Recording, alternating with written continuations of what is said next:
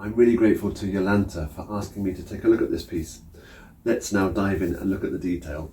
Left hand, beautiful arpeggio figures going on. We want a little bit more bass. If we were orchestrating it, we'd have our bass player plucking away there. So as a pianist, we need to sort of bring out that bass line very nicely. I quite like stretching to the third there, but equally well, you could go over the top there. Let's look at the first few bars. Lots of pedal, of course.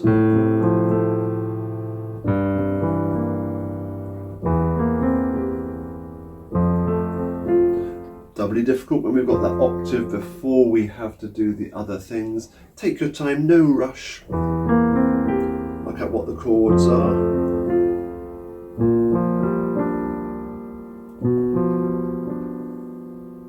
Meanwhile, gorgeous tune over the top.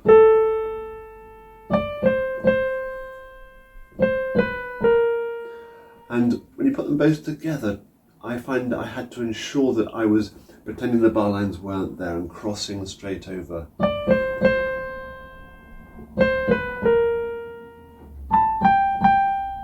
So you've got to know your left hand. Let's put them both together. Dolce, piano and legato.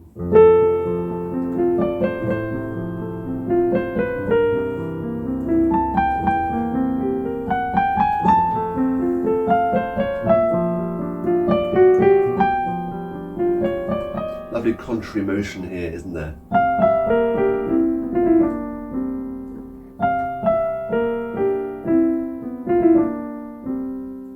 Leading us into a bit more melody. I like 5 and 3 there, because it comes out of what happened before. Big stretch that, isn't it? We have to know where we're going.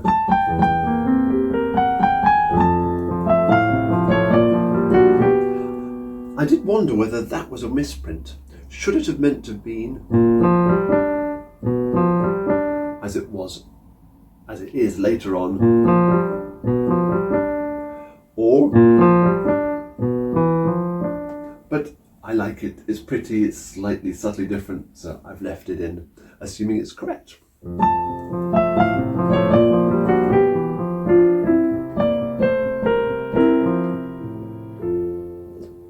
Holding onto the thumb while the other notes cascade into that F triad.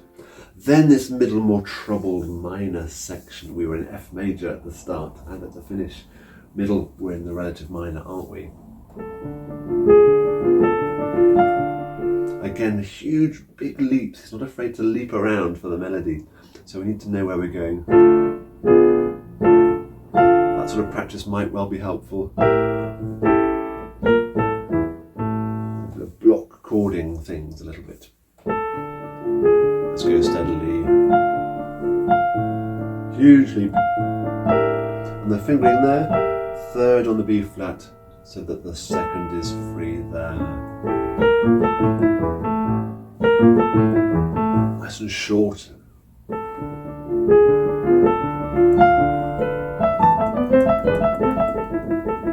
Very delicate and pointed. If I was a dancer, I'd have the right expression to describe that.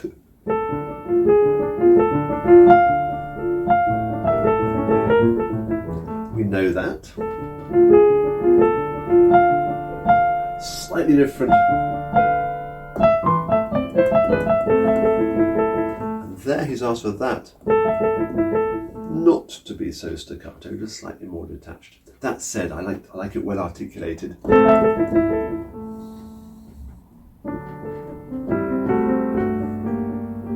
You could bring out the left hand a lot, couldn't you? Or a bit more equal between the two lines there. Entirely up to you. I think that there's a strong argument for making more of the left hand melody at the start.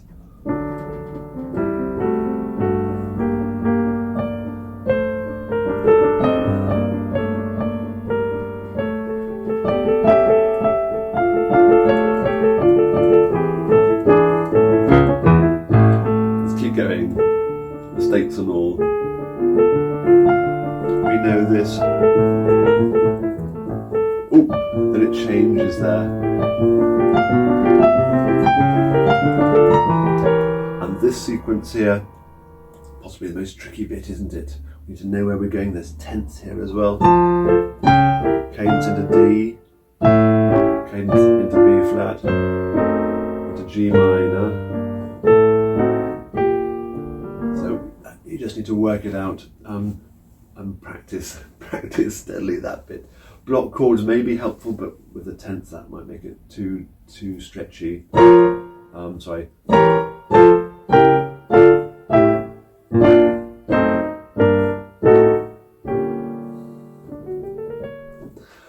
It's a tricky bit. Nice and steadily to practice that.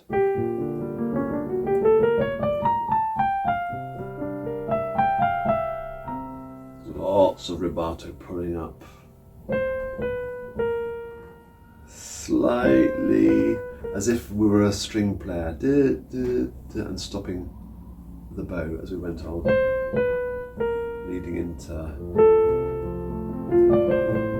and that continues exactly the same as the beginning up until we talked about that left hand chord. Another huge stretch. Can I do that? Which goes, I think, straight into the cantando. It's very pretty.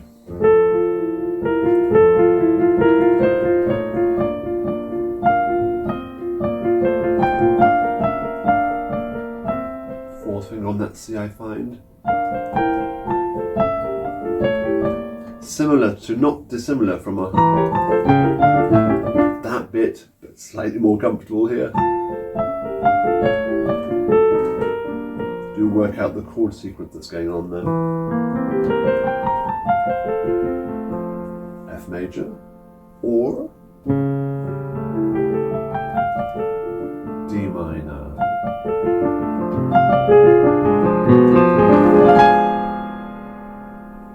And I do hold on to that chord a bit, then a little gap before.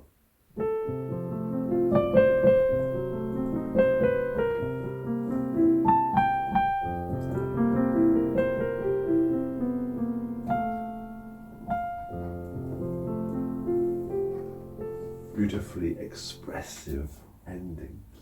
It's a beautiful piece. Yolanta, thank you very much for asking me to play it. I didn't know it at all before. I was so pleased to have discovered it. Take care. Any questions, you know where I am. Bye-bye for now.